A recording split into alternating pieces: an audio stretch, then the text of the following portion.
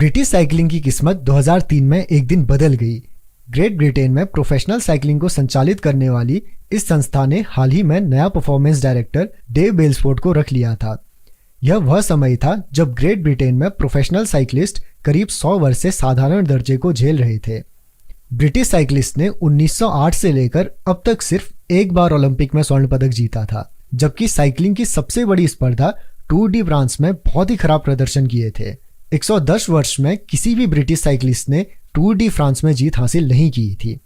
वास्तव में British cyclist का प्रदर्शन इतना निराशाजनक रहा था कि यूरोप के शीर्ष साइकिल निर्माताओं में से एक ने तो टीम को साइकिल बेचने तक से मना कर दिया था, क्योंकि उन्हें डर था कि यदि अन्य प्रोफेशनल्स देखेंगे कि ब्रिटिश साइकिल खिलाड़ी उनके गियर प्रयोग में लेते हैं तो उनकी बिक्री घट सकती है। बेल्सफोर्ड को ब्रिटिश साइकिलिंग को नए मार्ग पर लाने के लिए रखा गया था। एक रणनीति के प्रति उनकी कड़ी प्रतिबद्धता उन्हें पूर्व के कोचों से अलग करती थी। वे इस रणनीति को छोटी जीत या फायदे का संग्रह कहते थे। यह दर्शन इस बात पर आधारित है कि आप जो कुछ भी करें उस हर बात में मामूली सुधार की तलाश करते रहें।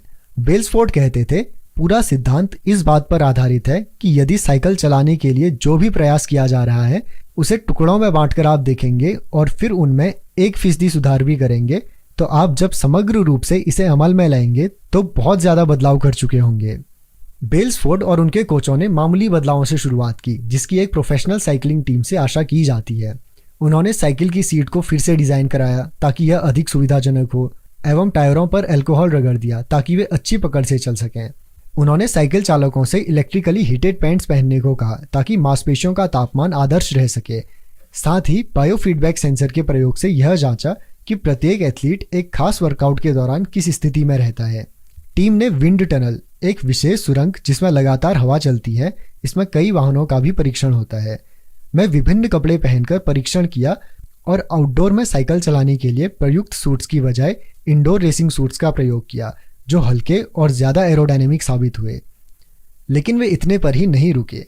बेल्सफोर्ड और उनकी टीम ने अनदेखे और अनपेक्षित क्षेत्रों में भी 1% सुधार करने का प्रयास जारी रखा। उन्होंने कई तरह के मसाज लोशन का प्रयोग करके देखा कि कौन सा तेजी से मसल को ठीक करता है। इसके लिए उन्होंने एक सर्जन रखा जिसने साइकिल चालकों के हाथ धोने का सबसे बढ़िया तरीका सिखाया ताकि वे ठंड की चपेट में आने से बच जाएं। उन्होंने यह भी बताया कि हर साइकिल खिलाड़ी को रात में सोने के लिए किस तरह की तकिया और गद्दा लेना चाहिए। यहाँ तक कि उन्होंने टीम का ट्रक भी भीतर से सफेद रंग से पेंट करा दिया ताकि धूल के मामूली कणों को भी देखा जा सके जो पहले नजर नहीं आते थे, जबकि उसके कारण अच्छे से तैयार हुई साइकिल की गति भी खराब हो सकती थी। इस तरह के सैकड़ों अन्य छोटे छोटे सुधार किए गए तो परिणाम इतनी तेजी से आए कि कोई कल्पना भी नहीं कर सकता था।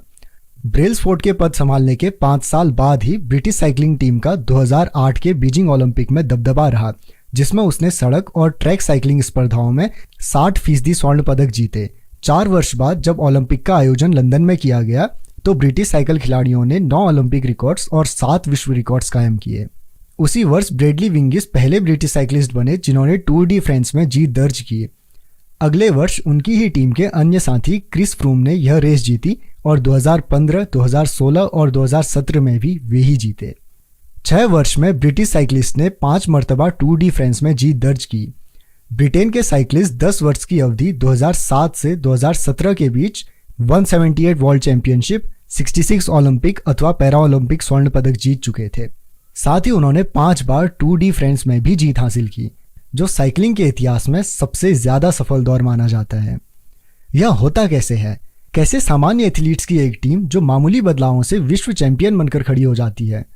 कैसे सामान्य एथलीट्स की एक टीम मामूली बदलावों से विश्व चैंपियन बनकर खड़ी हो जाती है, जो पहली बार देखने पर इतने मामूली लगते हैं कि उनसे बहुत तो बहुत थोड़ा सा फर्क पड़ सकता है? क्यों छोटे छोटे सुधार एकत्र होकर इतने उल्लेखनीय नतीजे दे सकते हैं और किस प्रकार से आप यह नजरिया अपने जीवन में लागू कर सकते हैं? क्यों छोटी आदतें बड़ा बदलाव करती हैं? दैनिक जीवन में किसी निर्णायक क्षण के महत्व का आकलन बड़ा चढ़ाकर करना और छोटे छोटे सुधारों को कम समझना बहुत ही आसान है। हम यही मानते हैं कि बड़ी सफलता में ज्यादा प्रयास जरूरी है, भले ही वह वजन घटाने का मामला हो, कारोबार बढ़ाना हो, पुस्तक लिखना हो, चैंपियनशिप जीतना हो या किसी भी मकसद को प्राप्त करना हो। हम अपने आप पर इतना दबाव डालते हैं ताकि किसी तरह से ऐसा कुछ बदलाव हो सके कि हर कोई इस बारे में बात करे। इन सबके बीच 1% सुधार विशेष रूप से कोई मायने नहीं रखता। कभी कभी तो इस पर कोई ध्यान तक नहीं देता, लेकिन यह लंबे समय के लिए बहुत अर्थपूर्ण हो सकता है। छोटा सुधार लंबे समय में असाधारण अंतर दिखा सकता है। इसका गणित इस प्रकार से काम करता है। यदि आप प्रतिदिन 1% भी पहले से बेहतर होते हैं तो पूरे वर्ष में 37 गुना बेहतर बन सकते हैं। इसके विपरीत यदि आप 1 वर्ष तक हर दिन 1% बदतर होते जाते हैं तो आप शून्य के करीब हो जाएंगे। भले ही छोटी जीत से शुरुआत हो या छोटी हार से, यह एकत्र होकर कई गुना हो जाती है। आदतें आत्म सुधार का चक्रवृद्धि ब्याज होती हैं। जिस प्रकार से धन चक्रवृद्धि ब्याज में कई गुना बढ़ जाता है, उसी प्रकार से आपकी आदतों का प्रभाव बार बार करने पर बढ़ता जाता है। भले ही वे किसी दिन मामूली बदलाव के रूप में दिखती हों, लेकिन कई महीनों और वर्षों में इनका प्रभाव जबरदस्त हो सकता है। जब आप 2, 5 या कदाचित 10 वर्ष बाद पीछे की ओर देखते हैं तो आपको स्पष्ट दिखता है कि अच्छी आदतों के मूल्य क्या हैं और बुरी आदतों के लिए क्या कीमत चुकानी होती है। हर दिन 1% बेहतर होना। जीवन में प्रतिदिन इस अवधारणा को महसूस करना ठीक होता है। हम अक्सर छोटे बदलावों को इसीलिए नकार देते हैं क्योंकि वे उस पल इतने उल्लेखनीय नहीं दिखाई देते। यदि आप आज थोड़ा भी पैसा बचाते हैं तो आप करोड़पति नहीं हो सकते। यदि 3 दिन जिम जाएंगे तो भी आप बेडौल ही रहेंगे। यदि आप हर रात 1 घंटा मैंडारिन पढ़ते हैं तो आप भाषा नहीं सीख पाते हैं। हम कुछ बदलाव करते हैं लेकिन नतीजे तेजी से नहीं दिखते और फिर हम पुराने ढर्रे पर ही लौट आते हैं। दुर्भाग्य से बदलाव की धीमी गति भी हमें बुरी आदतों की ओर प्रवृत्त करती है। यदि आज आपने सेहत का लाभ ना पहुंचाने वाला भोजन खाया है तो इससे ज़्यादा फर्क नहीं होगा। यदि आप देर रात तक काम करते हैं और अपने परिवार की उपेक्षा करते हैं तो वो आपको माफ़ कर देंगे। यदि आप एक दिन अपना प्रोजेक्ट टालते हैं तो उसे पूरा करने के लिए बाद में 1 दिन अधिक लगेगा। एक फैसले को आसानी से खारिज किया जा सकता है, लेकिन जब आप खराब फैसलों से 1% गलती हर दिन करते हैं और छोटी गलतियां दोहराते चले जाते हैं, साथ ही छोटे छोटे बहानों को सही ठहराते हैं, तो हमारा यही चयन अंत में बढ़कर खराब नतीजा दे सकता है। यह कई गलतियों का संचय होता है। 1% गिरावट के कारण ही बाद में समस्या होती है। अपनी आदतों में बदलाव से जो प्रभाव होता है वह किसी विमान को अपने मार्ग से कुछ ही डिग्री बदलने के समान होता है। सोचिए कि आप लॉस एंजलिस से न्यूयॉर्क जा रहे हैं। यदि पायलट लॉस एंजलिस अंतर्राष्ट्रीय विमानतल से चलते हुए ही 3.5 डिग्री दक्षिण की ओर मुड़ जाता है तो न्यूयॉर्क के बजाय आप वाशिंगटन डीसी में उतरेंगे। उड़ान भरते समय इतने मामूली बदलाव की ओर शायद ध्यान ना जाता हो। भले ही विमान का अगला भाग कुछ फीट ही मुड़ा हो, लेकिन यह अंततः अमेरिका में ही आपको सैकड़ों मील दूर उतारेगा। इसी प्रकार से दैनिक जीवन की आदतों में मामूली बदलाव आपके जीवन को किसी और दिशा में ले जाता है। 1% बेहतर या 1% बदतर उस पल भले ही उल्लेखनीय ना लगे, लेकिन कालांतर में यह भारी बदलाव दिखा सकता है कि आप क्या हैं और आप क्या हो सकते थे। सफलता प्रतिदिन की आदतों का उत्पाद है, जीवन में केवल एक बार बदलाव का नहीं। इससे कोई फर्क नहीं पड़ता कि आप अभी कितने सफल या असफल हैं, लेकिन फर्क इससे पड़ता है कि आपकी आदतें आपको सफलता के मार्ग पर डाल रही हैं या नहीं। आपकी अपने वर्तमान नतीजों के बजाय अपने वर्तमान मार्ग पर अधिक ध्यान देना चाहिए। यदि आप करोड़पति हैं और आप हर महीने जो कमा रहे हैं उससे अधिक खर्च कर रहे हैं तो आपका रास्ता ठीक नहीं है। यदि आपके खर्च करने की आदतें बदलती नहीं हैं तो अंत अच्छा नहीं रहेगा। इसके विपरीत आप हर महीने कुछ न कुछ बचा रहे हैं तो आप वित्तीय रूप से स्वतंत्र या स्वायत्त होने के मार्ग पर आगे बढ़ रहे होते हैं। भले ही आप जितना चाहते हैं उससे धीमी गति से चल रहे हों। आपके परिणाम आपकी आदतों का ही संकलन होते हैं। आपकी वित्तीय आदतों का परिणाम आपकी नेटवर्थ है। खाने की आदतें ही आपके वजन का निर्धारण करती हैं। आपके सीखने की आदतों का परिणाम ही आपका ज्ञान है। आपकी सफाई की आदतों का नतीजा अलग दिखता है। आप जो दोहराते हैं वह आपको प्राप्त होता है। वाह!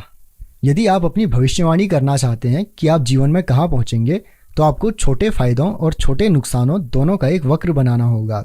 तो आप देखेंगे कि किस तरह से आपके दैनिक जीवन की पसंद नापसंद 10 या 20 वर्ष में आपको क्या परिणाम देगी। क्या आप हर माह की कमाई से कम खर्च कर रहे हैं? क्या आप हर हफ्ते जिम जा रहे हैं? क्या आप पुस्तकें पढ़कर हर दिन कुछ नया सीख रहे हैं? इस तरह के छोटे छोटे संघर्ष आपका भविष्य अपने आप बता देंगे। सफलता और असफलता के अंतर को समय बहुत बढ़ा देता है। आप जीवन को जो भी दे रहे हैं वह गुणित होकर सामने आएगा। अच्छी आदतें समय को आपका दोस्त बना देंगी, खराब आदतें समय को शत्रु बना देंगी। आदतें दुधारी तलवार हैं। बुरी आदतें आसानी से आपको खत्म कर सकती हैं, जिस तरह से अच्छी आदतें आपको बेहतर बना सकती हैं। इसीलिए इसे समझना बहुत महत्वपूर्ण है। आपका जानना आवश्यक है कि किस प्रकार से आदतें काम करती हैं और अपनी पसंद के अनुसार कैसे इन्हें बनाया जाए, ताकि आप इस दोधारी तलवार की एक धार से बच सकें। प्रगति वास्तव में होती कैसे है?